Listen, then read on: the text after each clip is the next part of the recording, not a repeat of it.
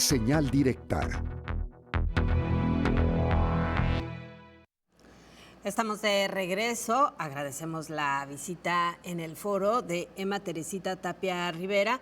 Ella es presidenta de la Sala Laboral de la Corte Nacional de Justicia de Ecuador y con ella vamos a platicar pues de la agenda que estará revisándose en el 6º Congreso Internacional de Derechos Humanos y Derecho Internacional Humanitario en la Universidad de Guadalajara. Muchas gracias por su visita, bienvenida.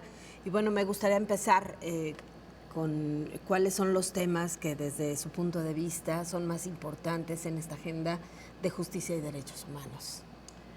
Bueno, gracias por la entrevista. Primero, vengo desde Ecuador y el tema concreto que voy a tocar, a pesar de que el Congreso en general tiene un tema trascendental para todos, que son los derechos humanos, el tema que yo voy a tratar son los derechos humanos frente al derecho del trabajo.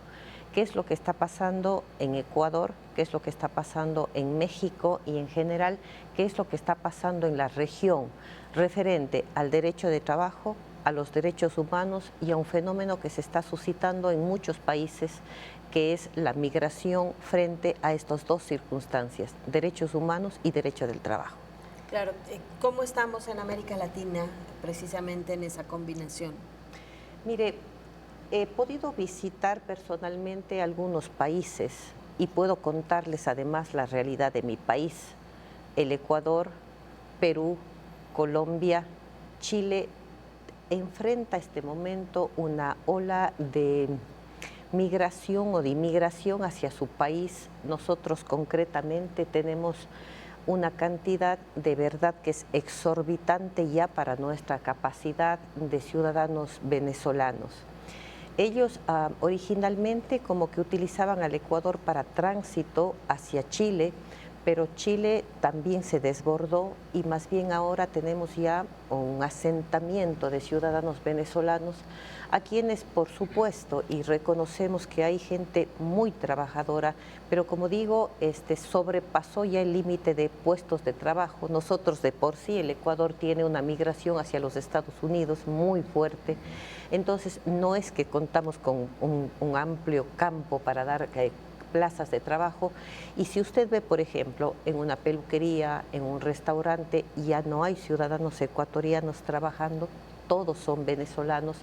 ¿Y cuál es el problema de esto? Es que como son gente que necesita, gente que sale de su país por alguna necesidad, se está pagando menos de los salarios básicos, se está pagando, no hay seguridad social, no tienen ningún tipo de contrato que los estabilice. En el Congreso contaré de algún caso de una señora que es real, que tuvimos en Corte Nacional, que ella llegó, consiguió un puesto de trabajo en construcción, tuvo un accidente de trabajo que la dejó casi incapacitada de uno de sus brazos y la recompensa, el pago por eso fue un despido. Ella no está en las encuestas, ella no está en ninguna parte de las estadísticas de esto y eso se repite completamente. Entonces se dan dos figuras, uno por un lado los trabajadores que vienen de otro país y que no tienen las garantías necesarias, pero a su vez, y son discriminados por ello, pero a su vez los ciudadanos de su propio país, un ecuatoriano, un colombiano, un chileno, también los discrimina porque dice, ustedes nos están quitando las plazas de trabajo. Qué difícil equiparar, ¿no? En este caso, el tema laboral con los derechos humanos, lo que se está viviendo, que nos refiere usted en Ecuador, pero que también, por ejemplo, lo enfrentan en Chiapas, por citar también algún punto específico de México, porque también ahí está el derecho de quienes radican en estas localidades y el derecho a acceder a un trabajo de quien está emigrando por muy diversas circunstancias, en muchas ocasiones desplazado, expulsado de su nación o huyendo. Así es. Es tan difícil esta situación que estamos enfrentando, porque hay esta doble vulneración. Los ciudadanos nacionales, los propios de la región, los rechazan porque dicen nos están quitando las pocas fuentes de trabajo, porque no es que somos países industrializados en donde hace falta mucha mano de obra, no.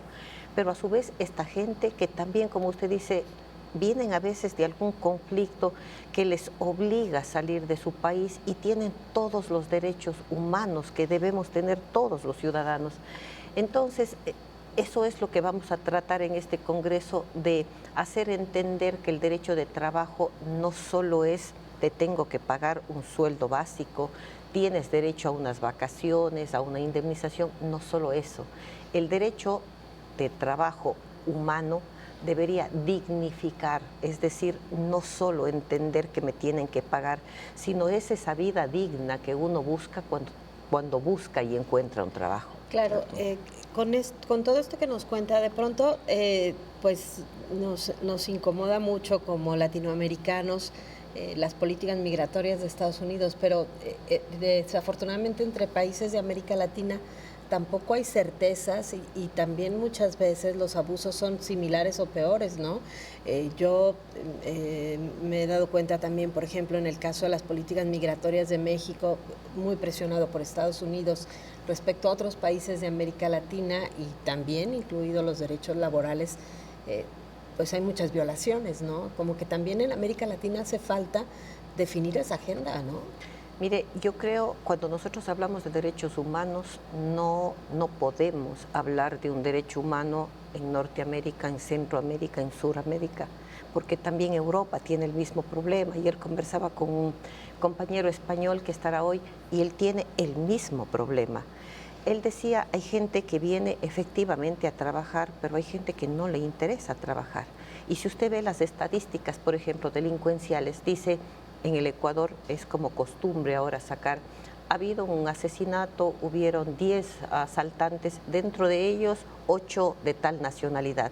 Y también nos va sembrando ese muro a no querer de tal nacionalidad porque vienen a delinquir, lo cual, como digo, no necesariamente es cierto. Hay gente que viene a trabajar y bien, hay gente también que viene a delinquir. Pero lo que debemos tratar es eso que usted nos dice, es perfecto el ejemplo. No nos gusta cuando a nuestros nacionales a lo mejor los expulsan, no tienen condiciones dignas, pero cuando recibimos pasa exactamente lo mismo. Entonces, algo debemos hacer para equiparar. Hay un dicho, no sé si lo tengan aquí, de no hacer a otros lo que no quiere que me hagan. Entonces, es eso exactamente. ¿Por qué reclamamos por políticas migratorias extremas a veces cuando nosotros estamos haciendo exactamente lo mismo en nuestros países? Ante este escenario de escasez de fuentes de trabajo, de excesiva demanda y que esta se acrecienta inclusive con la llegada de extranjeros, me parece que ningún país se escapa de esta situación. ¿Qué se requiere? Más leyes, nuevos tratados internacionales, ¿hacia dónde se deben dirigir los esfuerzos? Mire, yo siempre considero, y eso he dicho en mi país, porque a veces cuando tenemos, por ejemplo, mucha delincuencia, decimos, vamos a hacer la ley más fuerte, vamos a sacar más leyes y con eso creemos solucionar, y no es cierto.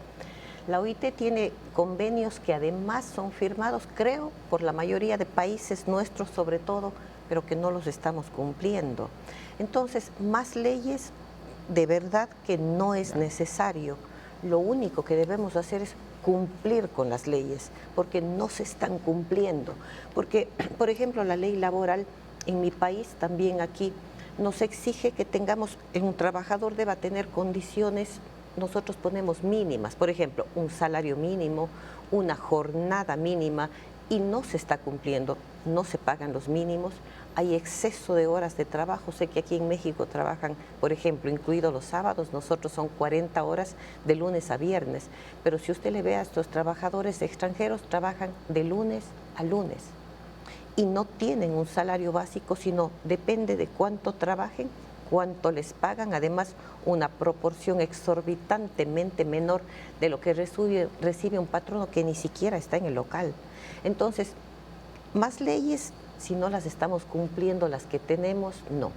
La clave siempre del éxito, creo yo, será cumplir con las normas que tenemos y que definitivamente no lo estamos haciendo. Platícanos de la participación en el Congreso, ¿cuándo estará participando? Hoy se inaugura el Congreso, estamos muy contentos de haber llegado a este día, es un tema tan interesante que, mire, podemos conversar del mismo tema independientemente del país en el que seamos, porque nuestros problemas son muy similares.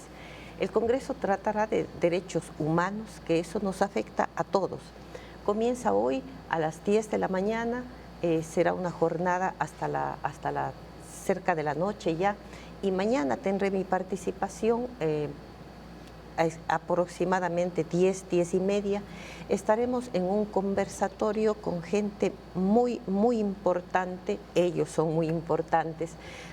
Viene un representante de la OIT que nos contará lo que nos preguntaba usted, señor periodista. ¿Qué pasa con los tratados internacionales? Tenemos convenios que a veces los países no saben que existen. ¿Qué está pasando con eso?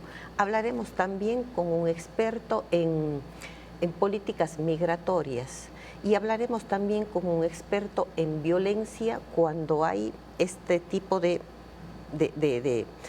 atentados contra los derechos humanos. ¿Qué está pasando con ellos? ¿Qué podemos hacer para las víctimas? Muy bien, pues ahí está la invitación a este congreso y a reflexionar, ¿no? También como ciudadanos, pues de lo que vivimos, porque Guadalajara es una ciudad con mucha migración, precisamente por el paso del tren que va hacia Nogales. Y bueno, tenemos que entender pues que quien migra muchas veces no lo hace porque quiere, sino porque no tiene alternativa, ¿no? Así es. Mi país tiene un problema migratorio enorme de salida del país, generalmente a los Estados Unidos. Entonces, quisiera invitarles a todos ustedes a que puedan asistir a este congreso. De verdad quisiera tenerlo, replicarlo en mi país. Se tratarán temas tan importantes que afectan a la ciudadanía misma, a los derechos humanos de las personas. Teresita, muchas gracias por la visita. A ustedes, muchas gracias por la entrevista. Gracias. Es Emma Teresita Tapia Rivera, presidenta de la Sala Laboral de la Corte Nacional de Justicia de Ecuador. Nosotros hacemos una pausa, es muy breve, regresamos con más información.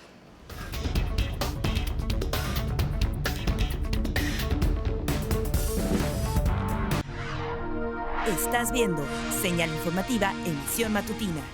En contraste, series. Eric es tu guía que te llevará a un viaje único por las maravillas de Rusia. Desde las calles de las grandes y pequeñas ciudades hasta las majestuosas montañas. Descubre al lado de él las auténticas tradiciones de la tierra de los zares. Cada rincón es una historia por contar. Sumérgete en las costumbres cotidianas y el modo de vida tradicional que ha perdurado a lo largo de los siglos. Lo mejor de este fascinante país en La Lista de Eric. La radio está más viva que nunca y Radio Universidad de Guadalajara es un espacio de libertad, un foro abierto para la expresión de las ideas. Brinda información, cultura, conocimiento y es tu mejor compañía. 104.3 de FM. www.radio.udg